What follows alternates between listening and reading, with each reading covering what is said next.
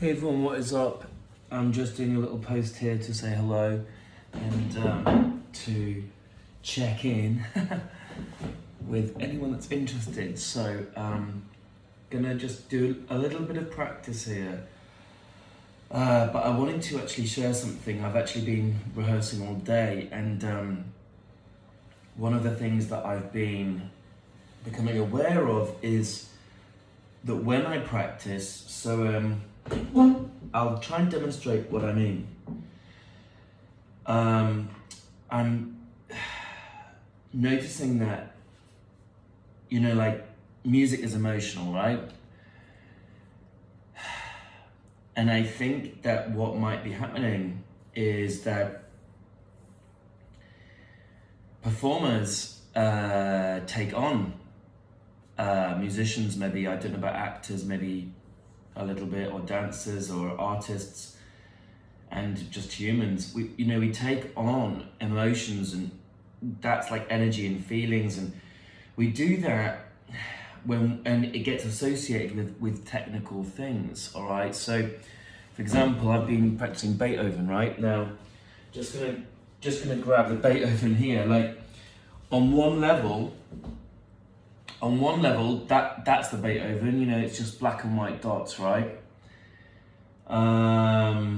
But it's obviously more than that. So when you play it, you kind of get aware of the emotions and you associate it. So you play something in minor, you play something that's presto agitato or whatever you're playing, and it's you go through this sort of assimilation. I'm finding that I go through a sort of assimilation process where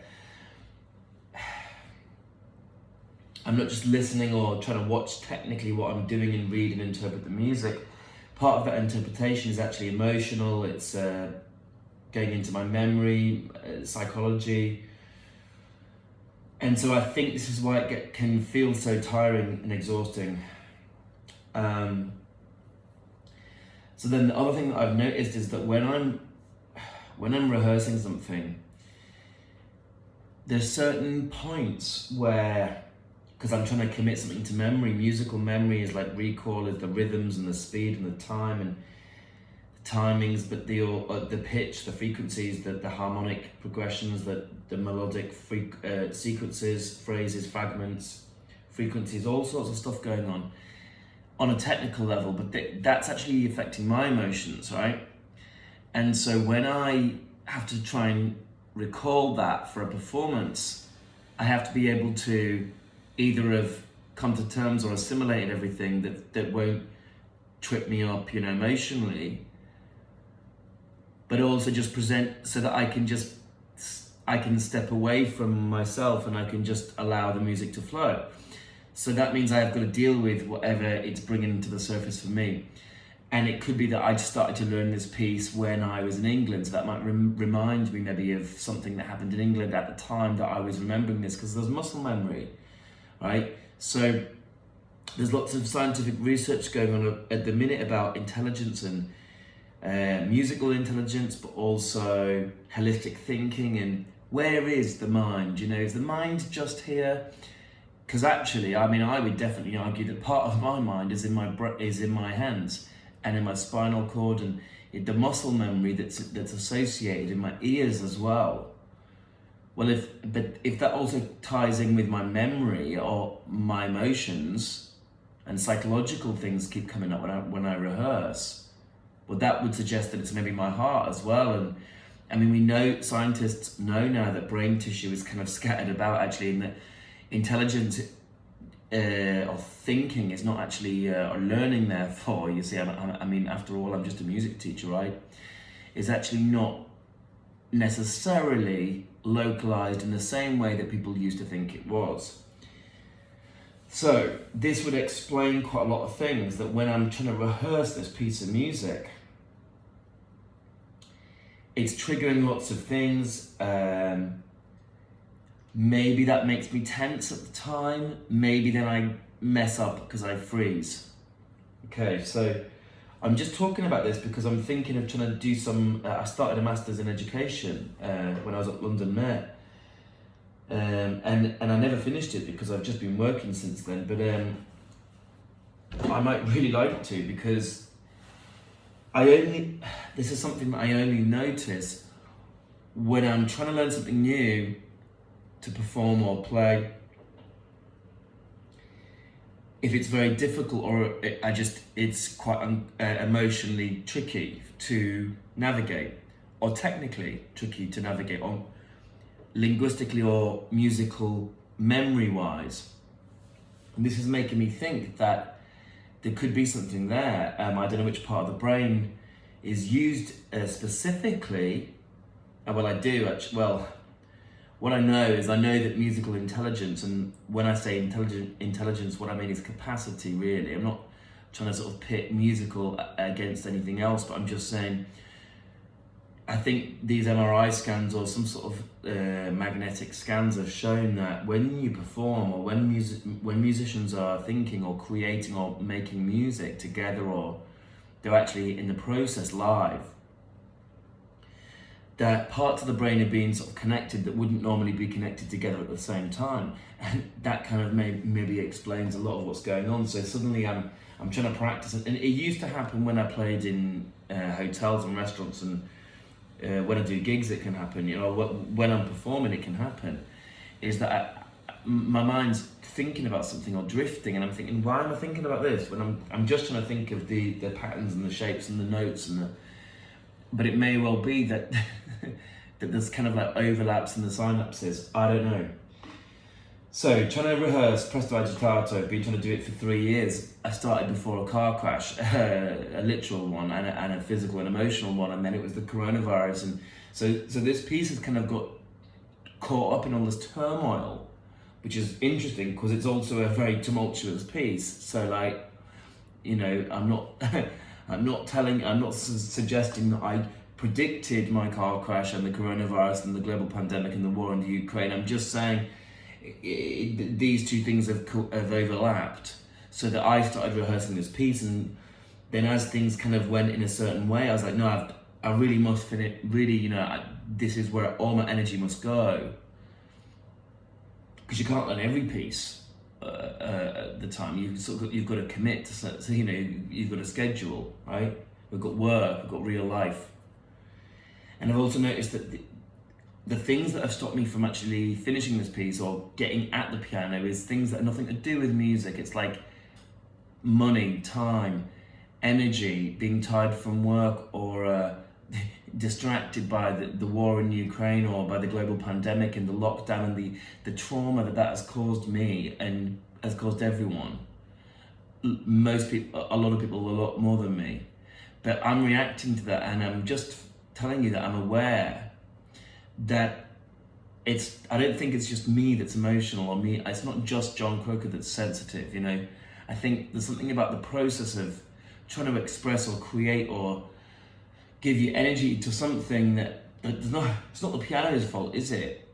This is what I love to practice, but it's been so hard to get the energy and the motivation to get to the piano sometimes, but physically, because I've been busy, because the piano's in the wrong place, because I've got to connect all these things, because I've got to have time to do it, I've got to have energy, I've got to you know, make food, I've got to do all these things, and I've got to pay for petrol, but the petrol's gone up in double in price.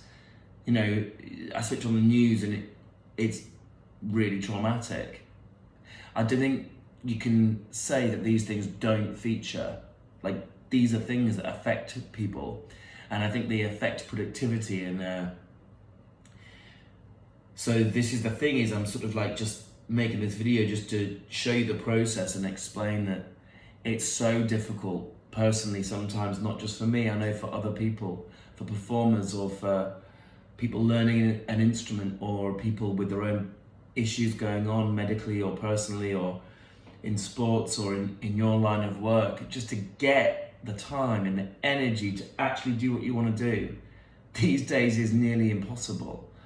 So take a break, maybe give yourself permission, and maybe it's time to say, you know what, because I do a lot of guilt, you know, I hate myself, I didn't practice, I didn't do this, I can't do that, I haven't done this yet. And that's really negative energy. So I need to think about, well, okay, let's just give myself a break. I haven't finished this yet. probably because I was moving different countries and I was having a lot of other things going on and things were demanding my attention, you know?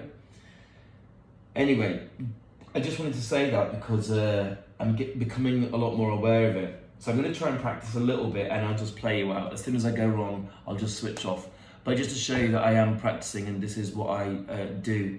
I really put a lot into trying to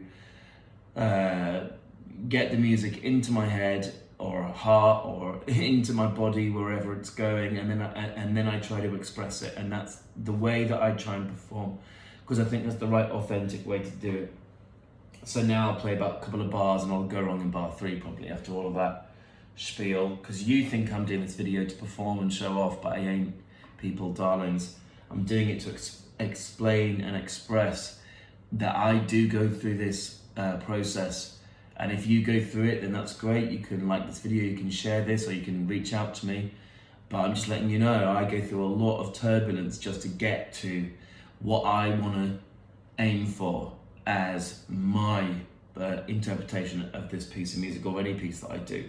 And that's sometimes why, you know, I had to pull out the CEO sleep out this week. I felt really bad about that. But this is why these things can happen, because it's not as simple as just playing the black and white notes on the page. And actually that's maybe a good thing, because the computer can play this piece of music faster than me. Does that make it more musical? Does it make it more human? Does it make it more emotional? Is it gonna grab people's attention if I play it faster than some sort of quantum processing computer? That's not what people want, is it? You know, so got to think about these things. Anyway, here we go. It's very quiet anyway because I've got a bad sound setup as well. Again, things out of my control, affecting my creative energy or my interpretive energy at least.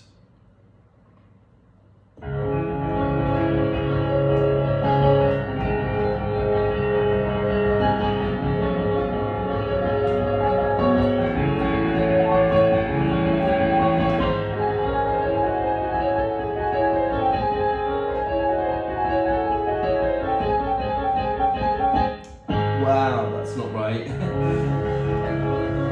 See, it's going again, and when I play as well something difficult, I feel that it's either sweat or it's adrenaline or something's literally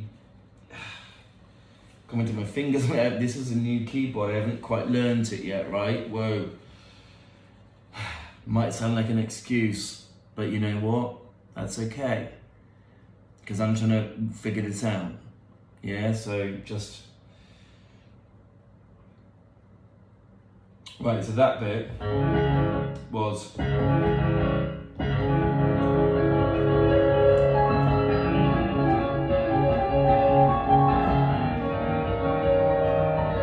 You see, something's going wrong there. It's very... What's that? It's like there's no grip. It's like there's no grip between the keys and my fingers. I mean, maybe that's the flaw of... Maybe if that is Roland's fault, maybe it's my fault. I don't know why that's slipping there. The Steinway might do better. Anyway, I'm going to keep practicing, and that's it for now, just to show you I'm a normal person, and this is the process I go through. Bye for now.